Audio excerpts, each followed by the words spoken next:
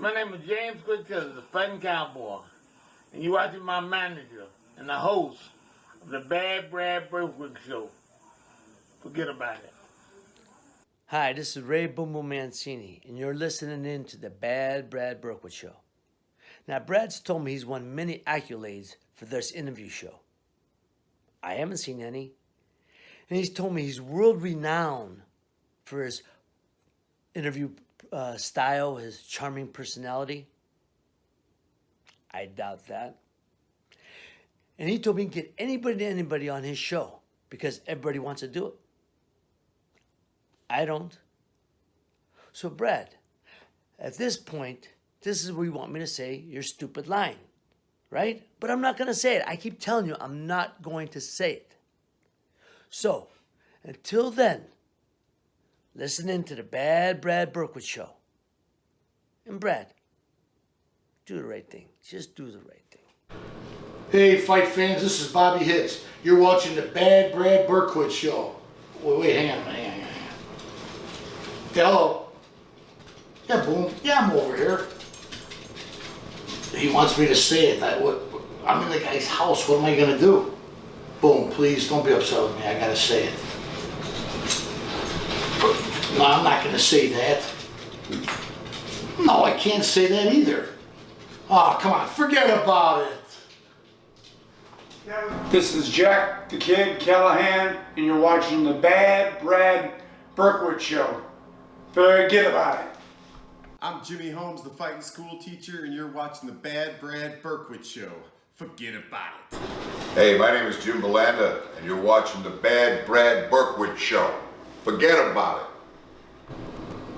Hello there, this is Carlos the Force Tight. I hope you're watching the Bad Brad Berkwitt Show. Forget about it. Ladies and gentlemen, you know him as the man with the fedora, the pinky ring, and the New York thing. You know him for his catchphrase, forget about it. You know him as the author of the world-renowned book, Boxing Interviews of a Lifetime. You know his snazz, you know his jazz, you know him for all that pizzazz. When it comes to boxing commentary, he does the most. Without further ado, here's your host of the Bad Brad Berkwitt Show, Bad Brad Berkwitt. How did all these people get in my room? Hey folks, we're back with another episode of the Bad Brad Berkwitt Show. And we have another local fighter on that a lot of people said, hey, you got to get this guy on. And I think Kenny and Gotti was the one that got us in touch. So Kenny, I got to give you another shout out. And Gotti Landscaping, who actually did the front of our house. And yes, Kenny, as much as I hate it, I've been watering the front twice a day. So I don't want to hear about it, forget about it. But I want to welcome my guest to the show, Ruben Galvan. Thank you. Thanks Okay? for having me. I worked on that. I've been telling everybody that's been coming on, Jimmy Holmes, a couple other people, how life comes full circle. So before we get into the interview part of it, I saw you fight, and I think it was 2012. I'm not 100%, but I think it was against Jimmy Lang. I was sitting ringside in Virginia at George Mason University, which is his home turf. As well, I saw Jimmy Holmes fight there. So life comes full circle. Now, 7 years later, we're sitting across from each other doing an interview. Boxing is a small fraternity. So I saw you that night fight, and I was sitting across, like I told Jimmy, it's something else that I would wind up in Indiana, and most people think I'm in witness protection out here, which I cannot deny or confirm, but it's cool that guys that I saw fight and enjoyed their fights, that now I'm sitting across from them and doing the interview. So with that said, looked up on BoxRec, and I like to try to get my facts as correct as I can. It looks like, I don't know if you completely retired, if you said it officially, but it looks like your last fight was about 2014. Is that correct? I believe so. I don't really know, but yes, people have asked me, and I say around 15, 14. Okay. Yeah. What I didn't see, and I'm going to make an assumption, I'm sure you fought as an amateur boxer? I had a couple amateur fights. Okay, in the local area? Yes. Okay. Now, are you originally from this area? Yes, here, excuse me, here in Texas. Excuse me. The Valley. I go out there in the summer times and school time here. Okay, now where in Texas? The Valley, Harlingen, right next to Brownsville. A lot of people don't know, so Brownsville, like we say Chicago. Right. Everybody knows it from Brownsville. So is it true everything is bigger in Texas? Is that true? Yes. Okay. Oh, yes. It's Okay. beautiful. Okay. Going from the amateurs into the pro ranks, for you personally, what was the biggest, like, oh man, that's a lot different? I love taking the headgear off. I couldn't stand the headgear, and I don't even now today if Dennis is gonna be on your. He's gonna be on tomorrow. Yeah, when he wasn't around, I didn't wear it. When he was there, you wore it because he yelled at me. You have to wear it. If you're gonna be in the ring, you have to wear it. So out of respect, I wore it. But when he wasn't around, you took it off. I took it off. There you go, Dennis. You didn't know that. Now you know it. Just told him. So. Did you fight out of Hammond Boxing Club? Yes. Okay. No. No. I fought out of Whiting. Oh, okay. Whiting Boxing Club. Okay. Yeah, I grew up with Mark Jakubowski, Eric, his brother Eric Jakubowski, Gary Kirkland. Okay. And man, Freddie. We all used to go to the Whiting. Whiting Boxing Club. Looking at your record, you had well over 50 fights, which is a heck of a large amount of fights, especially today when guys have 15 fights and they get out. Yeah. Who do you personally feel was your toughest opponent and why? Toughest opponent, huh?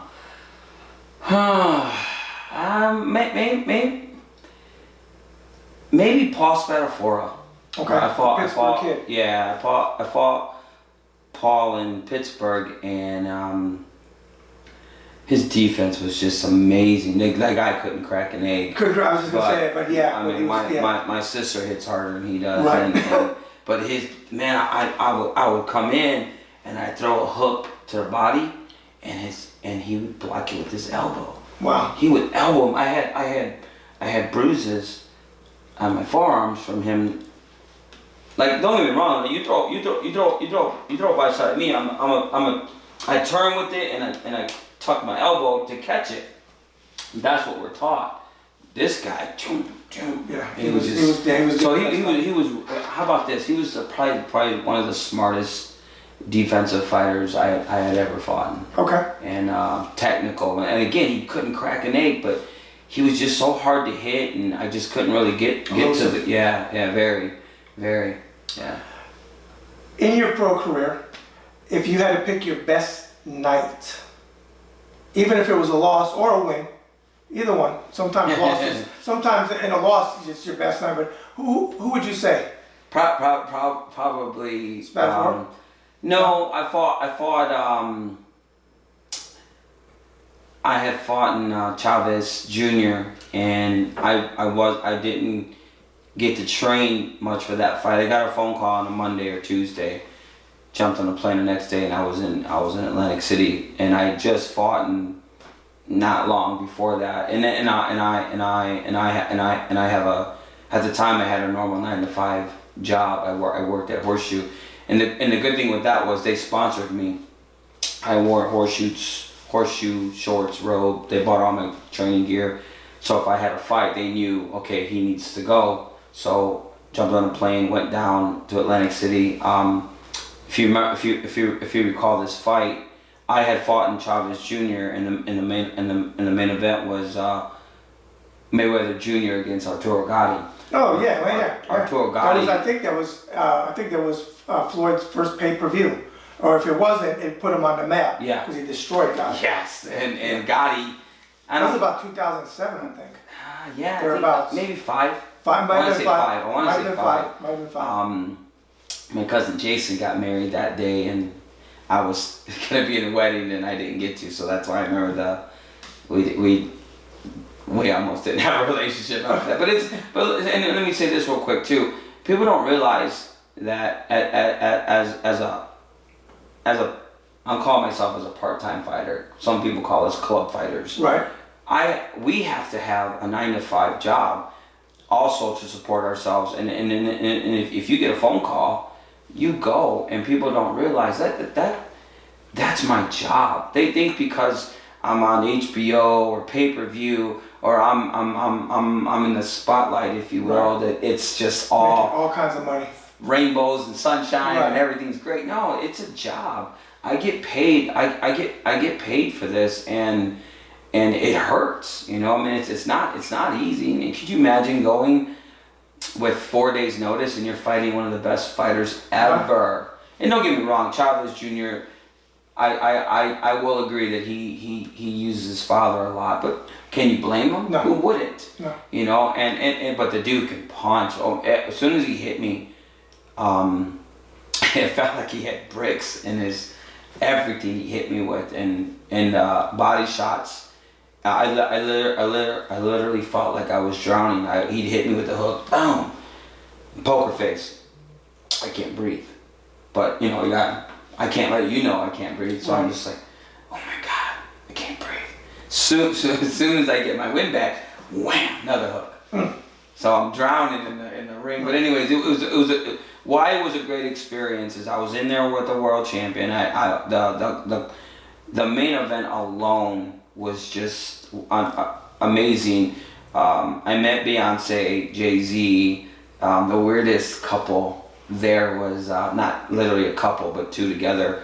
Donald Trump and Tom Brady were there together, watching the fights. So I shook hands with all these celebrities and people, and it was a great life experience, even with the loss. And I like Max Kellerman. Yeah, from ESPN. I met him afterwards, and he had said it on the program also I was airing that he couldn't knock you down, and they called it a knockdown, but it wasn't a knockdown. And he says he couldn't drop you. He couldn't drop you, and I love that. Max Kellerman said that to me, and they all said I was a tough fighter. Whether they meant it or not, they said it. Yeah, that was cool. But it was a great experience, learning experience. I asked Chavez Sr., can I get a rematch, but let me train? And he said, absolutely not. at that time, I don't think he was as good as he obviously progressed. But at the time, I really thought if I trained for that fight, I thought I had a good chance of possibly beat him. Yeah. Okay. Was Kenny in your corner? I believe so. I think Kenny was in your corner. Yes. Kenny goes with me a lot. A lot. Yeah. Now, for the people not in the area that are aware of what you've been up to since 2014, since your last fight, what have you been up to? Let the new viewers know. Excuse me. Just working. I actually just started my own little security business. I've been doing security since '96 at the casinos, bars, and I finally woke up and said, you know what? Why don't I just start my own little business? And actually, it's so far, knock on wood, it's doing pretty good. And I actually hired my first employee. Cool. And that was exciting, interviewing them. But that's what I've been doing, laying low. I'm a pretty low key guy. I don't go to bars. I'm 46 years old now. To this day, I've never sipped alcohol, never drank alcohol, never smoked a cigarette, never done a illegal drug. Last winter was the first time I tried coffee. Oh wow! So I just. Were you bouncing off the walls? Yeah, I say this coffee's a liar. It tastes nothing like it smells. It smells delicious. Right. I didn't like the taste. Okay. But, I'm pretty low key. You know, I have a little small group of friends, great family. I have two beautiful kids. My son's 28, my daughter's 25, and I have 5 grandkids. Oh, okay. Yeah. So everything's great, private. One thing you miss the most about fighting? Getting punched in the face. Really? I was just thinking about that the other day. I had a headache, and I don't get them a lot, but when I get them, I say I need to get punched. You need to get punched in the face. I'm missing that. But sometimes I miss being in the ring, moving around. Like I said, getting hit, and just it don't have to be on TV. Maybe just go spar. Right. But I miss it, and I wish.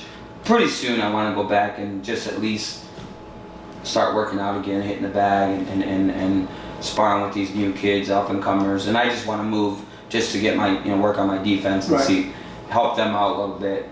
Whoever needs it. I don't really go to a lot of gyms. I'll go to the Hammond Club once in a while, and Ralph has been running it lately, and Ralph's always told me he's a great guy. Anytime you want to come here, just come on in. And I feel bad sometimes because if I just walk in, I don't know, I just feel a little odd because I've not been around. And every time I come back in there, he just welcomes me. Come on in, come on in. So. Well, that takes me to another point. You mentioned helping out the young kids, and that's actually was my next question. So it's a good segue. With all your years, you looking at your record, you fought for about almost like 18 years. Even if it was part-time, still 18 years is a long time. Correct.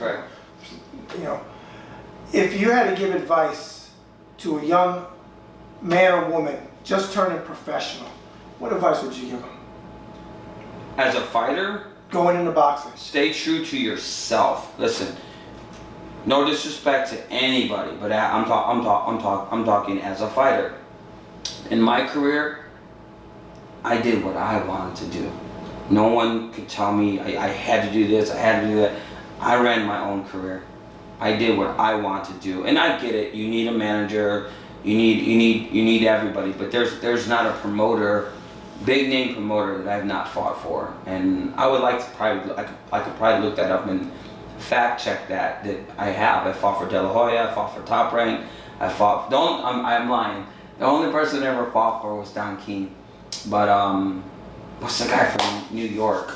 Lou DiBella. Lou DiBella. Yeah. Love Lou DiBella. That guy treats fight, and I'm not saying no one else does, but from what I remember, I had fought in New York, and I had fought in. He's actually a promoter now, Demetrius Salidas. Yeah. You remember? Yeah, Salidas. Oh yeah. So I fought in Salida. I don't know if it was in Brooklyn or where it was. Probably it was a little was. section, and it was all the Jewish people. Yep. It was amazing, great people. Everybody there was awesome. But Lou DiBella. I think he's Orthodox. I think he wears a yarmulke and all that. Yeah. Yes, correct. Yeah. And Lou DiBella was just amazing. He would come up to me, how you doing, everything all right. Even threw me a couple bucks here and there. I'm like, Lou, I'm good. This is my thing a lot. And how about this too to the fighters? Listen, just be basic. You don't need a limousine. You don't need an entourage. Yes, I mean you have a couple friends, but you don't need the big hotel, the big. Dude, you need. All I say is you need a bed, a shower, and a locked door. That's all you need. Because if you can go and just be yourself and fight for all these promoters, and they see that you're low maintenance, you're not asking for a lot, you're just there to do your job, they'll call you back. Okay. I've been called so many, because that's how I am. I'm just pretty basic. Easy going. What do you need me to do? You got it. Okay, no problem. And I see a lot of fighters where I'm on these cards, very demanding and very rude, and I get it because it's you, but some things. Easy, man. Take it easy. Right. Just roll with it. Roll. Like you say, roll with the punches. Roll with the punches. That's how we do that in life, you know. Roll with the punches, man. You're gonna get hit. Just roll with them. But that's just my thing. Be yourself. Okay. Stay true to yourself, and wish everybody the best at that. Yeah. Okay. It's tough. Before we go into the commercial break, let's talk about this. You brought one of your belts with you. Yes. And that was the fight that you won this belt? Yes. Okay. The fight was? It was for the INBA welterweight or lightweight championship, and I fought Ryan Moraldo. Me and Ryan became friends. We fought 3 or 4 times. I think we had fought. He beat me once, and then I beat him the other ones. But good. Now here in this area? No, we fought in Nashville. We've actually fought on Solo Boxeo. Oh yeah. Tell me. We fought on that. I think that was our first fight, and I beat him by decision. And then we fought. I know we fought in at the Radisson a couple times, and I'm not sure where the Indianapolis, obviously. Okay. Beat him there. And I want to say we fought in last time we fought together was in the Horseshoe. There wasn't a Bobby Hicks card, was it?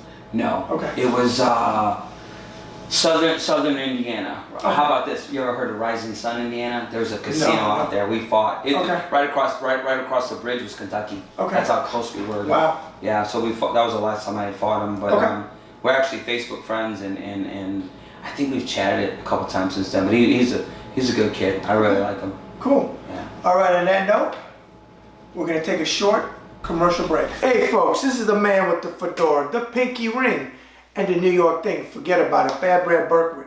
And I got an exciting opportunity for people that would like to sponsor the Bad Brad Berkwitt Show or advertise with me.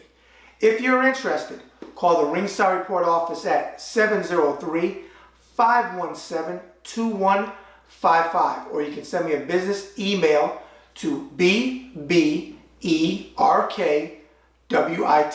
B Berkwitt, my last name of course, at AOL.com. And one more time, that phone number is 703-517-2155. Sponsors and advertisers, we're looking for you. All right?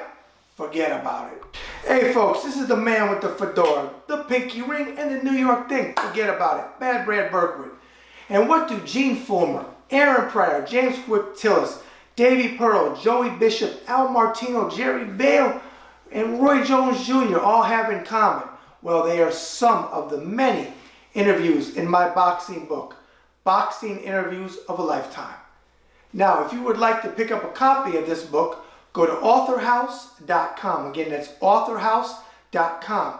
And if you would like it personally autographed, all you have to do is pay postage and handling to St. John, Indiana, back to your location, and I will sign it the way you would like it, or I can put a personal description that I think you would like in it. All right? Forget about it. Hey folks, this is Bad Brad Berkwitt, and I'm the personal manager for James Quick Tillis. Now, a short little bio on him. On October 3rd, 1981, he faced Mike Weaver for Mike's WBA Heavyweight Championship of the World and went 15 rounds. Dropped a close decision to him. Fast forward to May 3rd, 1986, when James Quick Tillis took on a then young Mike Tyson, who was 19-0 with 19 knockouts. Quick took him the distance, and he was the first man to do that, and he laid the blueprint that Buster Douglas would take 4 years later and wind up beating Iron Mike Tyson. Now, with that said, if you would like to book James Quick Tillis for personal autograph signings, TV, movie events, personal appearances, you can reach out to me at the Ringside Report office at 703-517-2155. Again, that's 703-517-2155. Or you can send me a business email to BBERKWITT, B Berkwitt at AOL.com. Again, I am the personal manager for James Quick Tillis, also known as the Fighting Cowboy. Forget about it. All right, folks, we're now back with the Bad Brad Berkwitt Show, and I have my guest here who are kicking some boxing. Now we're going to have some extra fun because I'm going to throw him some random questions, and he actually answered one of the questions before I even asked the question, so I want to see if he sticks with that answer. First thought off the top of your head, favorite fighter of all time? Chavez Sr. Okay. Favorite fight of all time? Gotti Ward 1. Oh, and can I say 2? You can say 2. I'm gonna let you slide that one. I mean, they were great fights. Yeah. The trilogy was great fights. Yes, and you'll probably agree with this one. Castillo and Diego Corrales. Oh my gosh, those War. Yes. It was a privilege just to be able to see that on top. I mean, just to see it live on TV. It was just like. I stood up the whole fight. I was sitting. Couldn't even sit down. No doubt. I still say Floyd Mayweather's best win to me personally was when he beat Diego Corrales, because they both were in front. Destroyed him. Yes. And people say he fights people when they're done. No, dude. Corrall's was in his prime. He was in his prime. He's a monster. puncher. He was a monster. Yeah, and he was tall. Yep. Mayweather is about my height, maybe half an inch taller than me. Okay. I mean, that's another thing too with the fights. I didn't really meet Tyson, but I seen him, like we were in the same room, and maybe an inch, 2 inches. Yeah, we interviewed him. I stood next to him. I'm actually maybe half inch taller than him. Right. So how tall are you? I'm 5'10". Yeah. So yeah. 5'9", 5'8". Yeah. And but see, when you saw Mike when he was in his day, he's like larger than life. He's so big on TV and knocking everybody out. I know we talked about this off camera, but you're going to stick with the same movie you told me, because the next question is favorite movie. Favorite movie? Yeah, is it The Green Book? Right now, Green Book. Okay. Yeah, Green Book is Ruben said we got to see The Green Book. So we're going to look on demand and try to get it. He said one of the actors in the movie lives in St. John or is from St. John? I don't know if he lives here anymore, but Okay. I know he's from St. John. Okay, I got to see. Favorite musical band? Ooh. Favorite musical band? Well, growing up, it was AC/DC. Love them. And I watched the movie and the whole soundtrack was AC/DC. And I'm like, who is this? Like they have that, they have that sound. You're not talking about the animated cartoon Heavy Metal? No, this is when I was a kid. I recently seen it. I'm like, it's the dumbest movie ever. Okay. Maximum Overdrive. Oh god, yeah, it's a cheesy movie. Yeah. Well, when I was a kid, I was like, that's pretty good. And I was like, when you get older. I was a kid. Right. Yeah. It's like when you see Jaws today, even though I still love it. It looks so fake when you see that shark. Yeah. But back when I was 7, Yeah. I wouldn't go in the ocean for 2 years. I didn't want to take a bath. Yes. But yeah, I love AC/DC. When as soon as it came out I think it was about 1980, went right to the record store and I said, Dad, I got to buy Back in Black because you shook me all night long. Yeah. Back in Black. Actually, I one of my main songs I come out to when I fought was Thunderstruck. Oh, great song. And great song. I found out that the Chicago White Sox use that song a lot, and I'm like, you guys are with this. See. Favorite concert you've seen to date if you go to concerts? Zach Brown Band. I listen to country music, Okay. and I went and seen them live, and they're amazing live. Like so entertaining, and just I got my money's worth. That's what I felt. I felt like I got my money's worth. Favorite male singer? Just a solo singer, male. Could be any genre of music you pick. I don't care. Mark Anthony. Really? Yes. Okay. I think I already know the answer, but because you got ahead of me on that one. Favorite female singer? Whitney Houston. Yeah, Whitney Yes. Houston. Okay. Favorite song? You told me this too. See, we talked so much in like 5 minutes when he walked in. See, that's when you bomb with somebody. Favorite song is? It's. I don't want to say it's my favorite song, but it's my favorite '80s song. I Want to Dance with Somebody. Okay. From Whitney Houston. From Whitney Houston. It's so weird that a fighter. No. Hey, I want to dance with somebody. That's all right. That's all right. The man question. Favorite car? Favorite car? I want to say. I'm not gonna go with the year because I don't really remember it, but Jeep SRT8. Okay. It's got a Corvette engine in it. Oh, you should hear it. And it's got the dualies are right underneath the license plate. Really? Almost looks like a boat, like you know back on the Right. boat. Yes. Oh, if you get a Purse. chance, look. Purse. Love that truck. Yes. All right. Favorite noise you like to hear, if you have one? Favorite noise? Probably trains. Growing up, we lived in front of a train yard, and Here in Texas. here in we had a house in Hammond, and there was isn't that weird? You hear all these trains, like what's going on? But growing up, that's what I heard, and it just like it reminded me of child, things that remind you of certain things. Right. Yeah, I like the. Now flip it. Least favorite noise you like to hear? People complaining. Oh, you're preaching to the choir. Favorite food?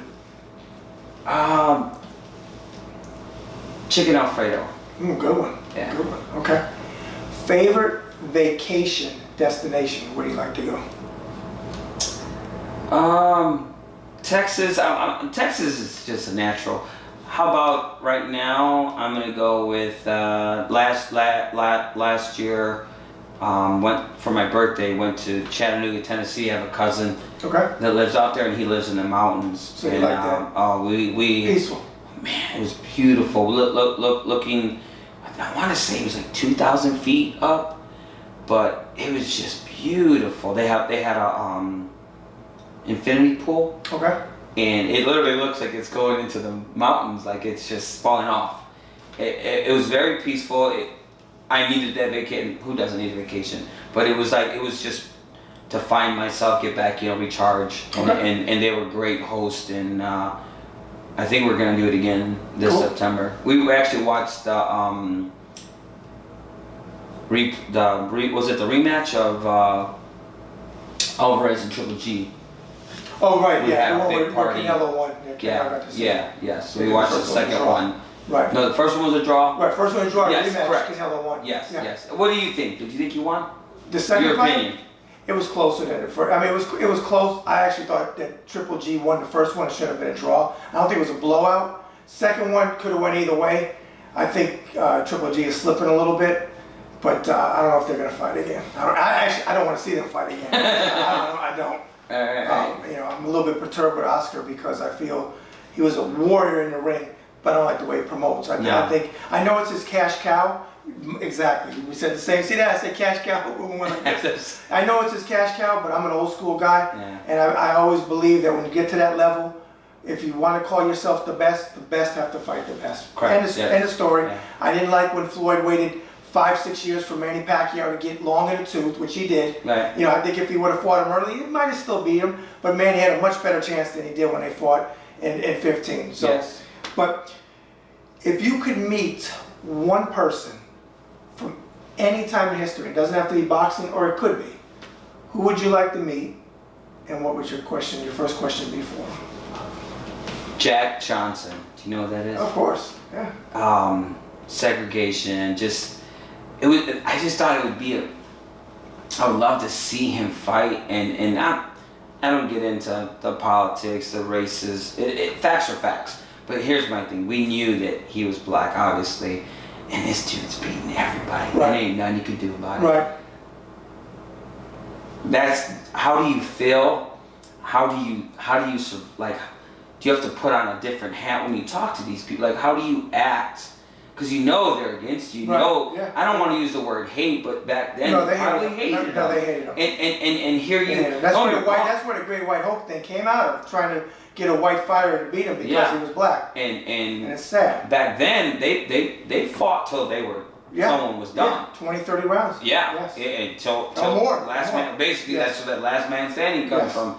So Jack Johnson has always been something I would love to talk to him. I would love to just pick his brain a little bit onto what he's seen, heard. Right. And imagine this, I told you before I got here I had a bad morning, and we have those. But could you imagine having a bad day, the day of a fight? Right. And I'm sure a lot of people do know this, but if you don't, your mind has a lot to do with you fighting. Your mind has to be right. You have to be clear, and everything's got to be aligned the night of a fight so you can be there mentally.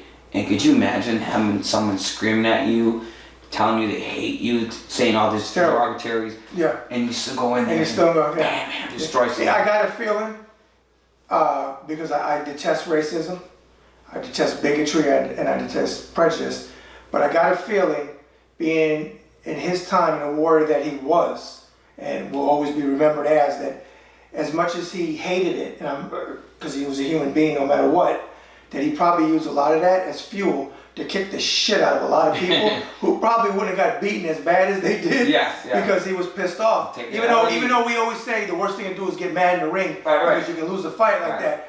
But I don't know how he channeled it. But I think probably a lot of people took an extra ass whooping because of what he went through, and it's understandable. Is there one thing that you could share, if you want, and if you don't want to, that's fine, that people may be surprised to hear about you? Probably the whole drinking, and I don't cuss at all. I don't use swear words at all. And you know what I love about that? A lot of my friends or people that I work with curse. Yes, correct. Especially me. And I cannot. One of the worst words in the vocabulary to me is the F word. Okay. I'm in trouble. Go ahead. But a lot of my friends that know this about me, a lot of them have told me, "Thank you. You make me want to not cuss. You make me." You know, and hey, it doesn't make me a bad person because they cuss. Right. But they try not to in front of me. And that's respectable. Listen, you're an adult. You do what you want. But I appreciate you trying to do that in front of me. You know. Okay. And but that's probably what someone would be surprised about. Yeah, is that I don't know why I come off to a lot of people that I'm a certain way, and I've recently learned this last 2 weeks that I've had a handful of people that say they hated me. Wow. For who my demeanor, some in the fight game locally, and just people in general. And that's okay. Let me say this. I love everybody. I do. I have no problem with anybody. I'm not phony. But I've always said this in my life, and it's very hard. You could take my car, you could take my house, you could take anything I own. You'll never steal my happiness. I own that. That is mine. No one has the power to take that from me, and it will always be mine. Again, it's not always easy, right? Because we have our ups and downs, but no one will ever own that. Nobody will ever take that from me. That's beautiful. So yeah, see, this is why I love doing interview shows. You see how you get that out? This guy fought some of the baddest men in his day, and 18 years almost as a career, and you hear that. See, there's a whole different side of somebody. Yes. We've talked about your favorite songs. We talked about some of your boxing, what you've done after it. If you had to sum yourself up as a human being, what would you say? I feel like this. I don't know if I said it earlier, but I'm 46 years old. I'm pretty mellow. I do like to go out and do things with my friends, travel, go to events. But I feel like the majority of my life, where I'm at right now in my life, I'm here to serve people. I feel like God put me on earth to help others. I'm not saying that I'm rich, because I'm not, but if I got $20, here you go. If I can give you words of encouragement, or you have a problem you want to talk to me, which I have a lot of my friends come to me with everyday life situations, and I talk to them and I try to help them with their situations. And I say this too, whatever your problem is, I don't have the time or the feelings invested. So you're asking my opinion, that's just it. I'm giving you my opinion. Right. That's all it is. Fair. And we all have issues. Everybody, no one's perfect. But I feel like Jesus put me on earth to serve people and to help you with whatever you need that I can help you with. My house is open to anybody. I have an extra bedroom and I have a small little house, but I have a back room. And the cool part, I have a literally round queen size bed. Okay. You better come see my other room, the bed. It's awesome. It's amazing. Cool. But my house is open to anybody and everybody, and as long as you want to help yourself. I'm not, don't get me wrong, I mean no disrespect, but if you're just feeling sorry for yourself and you're just sitting there and not going to do anything with yourself, well, nothing's going to change. You know, but we all have issues, we all have problems, but we just got to keep fighting in life. I tell all my friends, listen, life literally throws punches at us, and some we could slip, but guess what? Life hits us. Rocky said it best in that movie when he said all that about life. Rainbow was telling us. Right, and it's true. Life's gonna hit you, but roll with the punches, lighten it as best you can, and just keep moving forward. As long as you want to keep bettering yourself, I want to help you if I can. That's what I feel like I'm here on earth for. Very, very respectable. Last question I always ask, finally, what is the saying, if you have one, that you live your life by? I say this a lot. I don't sleep a lot. So I say, I'll get all the sleep I need when I die. So no way, there you go. All right, this is what I would like you to do. I want you to look at Debbie, look at the camera. You got a lot of fans in this area that followed your career. I want you to send a message out to them if they haven't seen you in a while. Family, friends, supporters, whatever you want. It's your. What's up, everybody? Love you, love you all. You need anything, let me know. I'm here. Sorry if I haven't been able to see you. I work 6 days a week, and you need anything, let me know. Love you all. God bless. All right. Ruben, it was a pleasure having you. Yeah, it was cool. Absolutely. You're a good guy. I love it. I love it. Folks, there you go. Another local fighter that you guys wanted me to get on the show, and I got him on the show. All right. And as Frank Sinatra sang so eloquently, so long ago, the best is yet to come. Bad Brad out.